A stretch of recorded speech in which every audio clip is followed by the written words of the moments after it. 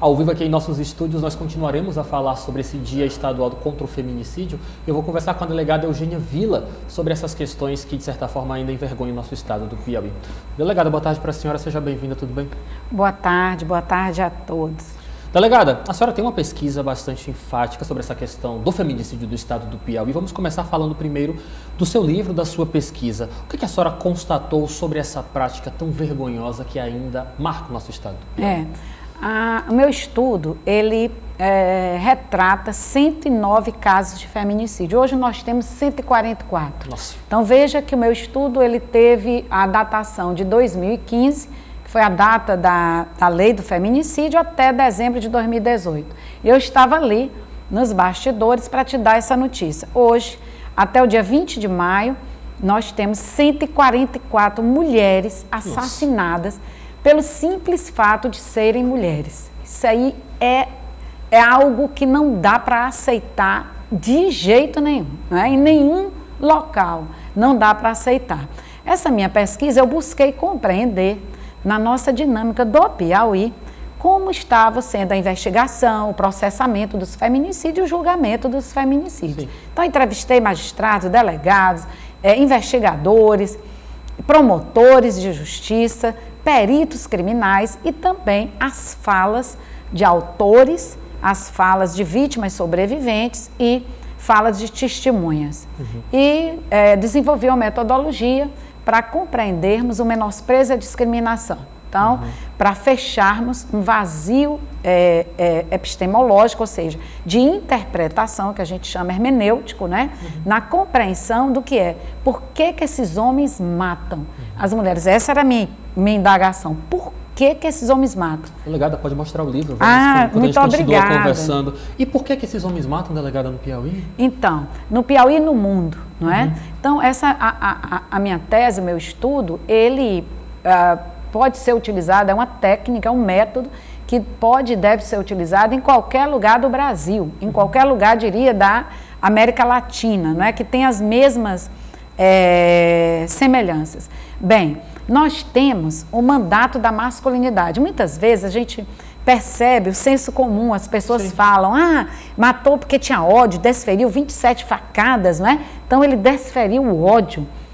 E eu digo, olha, ele perdeu naquele momento em que a mulher disse, eu não te quero mais, eu não te desejo mais. Normalmente, nós dizemos assim, ele matou porque estava irresignado com o final do relacionamento, não é? Geralmente, nós dizemos isso. É o que a gente observa. Não, ele perdeu a potência da masculinidade. Na cabeça dele, ele deixou de ser homem. Então, a masculinidade imposta a ele é a subjugação de uma mulher. Nessa perspectiva. Aí você pode me perguntar, e no evento de Castelo, que as meninas não tinham nenhuma relação interpessoal com aquelas pessoas e com o maior, não é? Sim. Eu te respondo, esse foi o maior desafio da Polícia Civil no Piauí. Não à toa, o caso de Castelo, do Morro do Garrote, foi o parâmetro para nós estabelecermos o Dia Estadual de Combate ao Feminicídio no Piauí. Por quê? Porque inaugura uma nova espécie de feminicídio. É aquele que demonstra total menosprezo e discriminação à condição delas serem mulheres, de nós sermos mulheres. É dizer, nós estamos à mercê do controle dos homens. Naquele momento, aqueles 4 meninos e o maior controlaram o corpo de 4 adolescentes. Amarraram-nos num pé de caju, nunca é demais nós lembrarmos desse evento, né? Desnudaram as meninas, foram 2 horas de tortura, chamamos isso de tortura, houve violência sexual, vilipêndio à dignidade sexual das meninas e arremessaram-nas, né? Uma a uma de um penhasco de 10 metros de altura. Malgrado isso, quando viram que elas não haviam vindo a óbito, arremessaram pedras na cabeça das meninas. Então é preciso acentuar que o caso de Castelo, ele demonstra o quê? O status da masculinidade no seu mais alto grau de afirmação perante pares, ou seja, os homens, entre homens, afirmando e reafirmando a potência da masculinidade. É nessa condição que a gente explica, né, por que que o status da masculinidade, ele existe tanto nas relações interpessoais, para a potência, quanto nas relações políticas, na comunidade. Que pesquisa fantástica, delegada. Gostaria de ter mais tempo para falar sobre ela, mas também o que eu gostaria, de certa forma, observando a sua fala, nós podemos perceber de que, infelizmente, no estado do Piauí, talvez seja uma característica muito marcante no Brasil, a mulher ainda é objetivada, é vista como objeto pela cultura masculina, é isso? No Piauí e no mundo, né? Aqui no Piauí, no Brasil, podemos falar assim, é isso que tu falaste, ela vem exatamente corroborar o que eu falei, do mandato da masculinidade. Veja, no feminicídio, para contribuir ainda mais com tua fala, quando nós chegamos no local de crime, nós enxergamos, visualizamos exatamente a retirada dos atributos da mulher. E a mulher, ela se torna um tributo, um troféu. Né? Isso, que a gente chama de reificação da mulher, e eu chamo e a Rita Segato chama de tributo, é o troféu. Né? Então, quando eu chego no local de crime, de feminicídio, que eu vejo uma mulher escalpada, em que eu vejo uma mulher com uma coleira no pescoço, eu vou fazer conexões e vínculos com a personalidade daquela mulher. Então, aquela mulher, ela deixa de ser sujeito histórico e social e passa a ser tributo. Então, ele retira as qualidades de sujeito, que era psicóloga, era cabeleireira, perceba que sempre tem a retirada dos atributos. Sim, professora. Professora, né? E vem à tona, então, esse gesto simbólico de demonstrar, tu não és sujeito, tu és minha propriedade. Delegada, na sua pesquisa também nós podemos destacar a questão da expressão do feminicídio político. Como que nós podemos apresentar à sociedade piauiense as consequências e as características dessa expressão que a senhora trata no seu livro?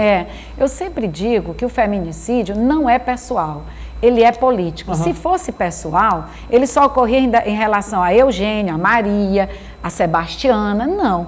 Ele é algo que ocorre, está aí, com 144 mulheres. Será que o feminicídio, né, ele é algo que só ocorre nesses casos? Não. O feminicídio, ele tem uma estrutura que é política, que é exatamente isso que eu te falei, o mandato da masculinidade. É a potência da masculinidade e que nos retira de usufruirmos o espaço político, o espaço público. Então, nos é dado às mulheres, o quê? Somente um espaço doméstico, e dentro do espaço doméstico ainda nos é subtraído um poder.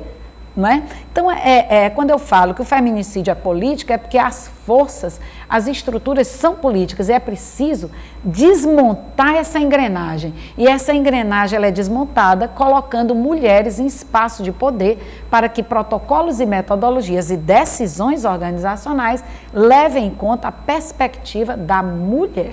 Delegada, nesse contexto de mudança de paradigmas, infelizmente estamos falando de uma estrutura que, de certa forma, nós nos acostumamos a dizer que é muito difícil de se mudar. A senhora percebe esse discurso mais acomodado de dizer, é muito difícil se mudar essa questão cultural, por isso não vamos nem tentar. Além da valorização da mulher em contexto social, como é que nós podemos trabalhar a mudança, a formação dos nossos meninos para que possam ser homens de verdade em uma sociedade como a piauiense, que ainda é muito marcada negativamente pelo feminicídio, para que isso realmente acabe, ou pelo menos diminua em nosso contexto social, delegada? Perfeito.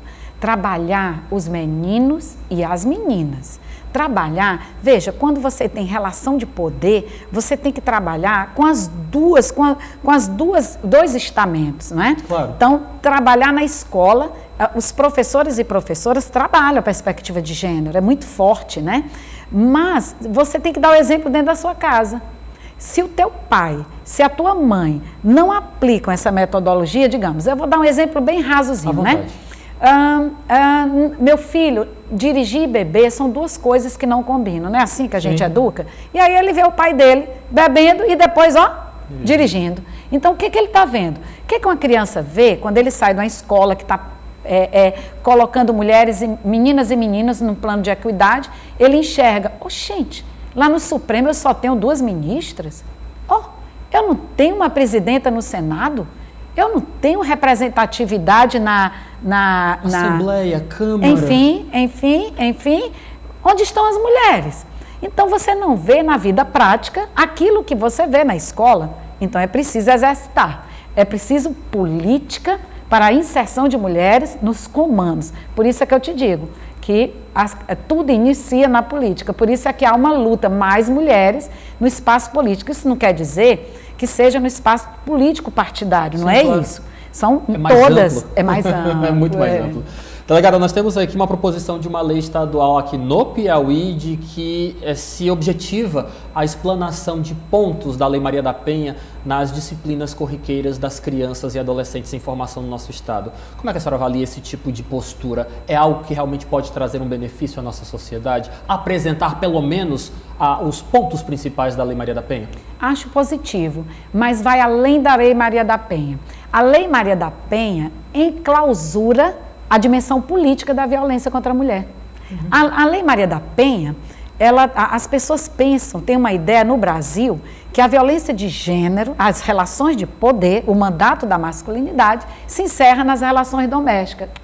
Não, ele se inicia fora, na consecução das leis, na propositura de políticas públicas, é no espaço político que tem que se iniciar a discussão, o debate.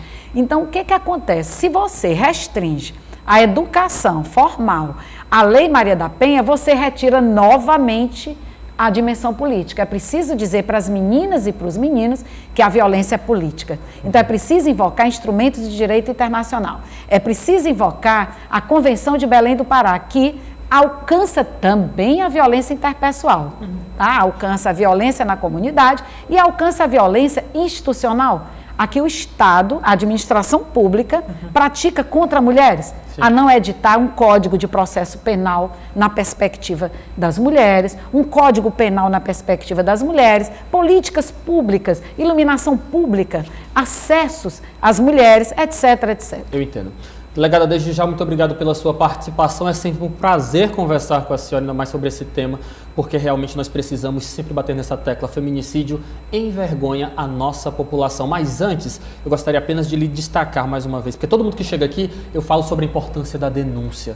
Nós precisamos marcar essa questão em nossa sociedade. Mulher que esteja sofrendo qualquer tipo de privação de direitos, precisa ter confiança para denunciar, não é isso, delegado? Sim, por favor, baixe o Salve Maria, onde eu devo olhar? Baixe o Salve Maria, por favor, baixe o Salve Maria, aperte o botão do pânico, vem a polícia militar, aperta o botão denúncia, polícia civil, aperta o botão, ninguém vai te reconhecer, aperta o botão, vamos salvar a vida, vamos apertar o botão, vamos lá? Aperta o botão. Delegada Eugênia, muito obrigado pela sua participação, prazer lhe receber sempre e volte mais vezes, tá bom? Obrigada. Boa tarde para a senhora, até o nosso próximo encontro.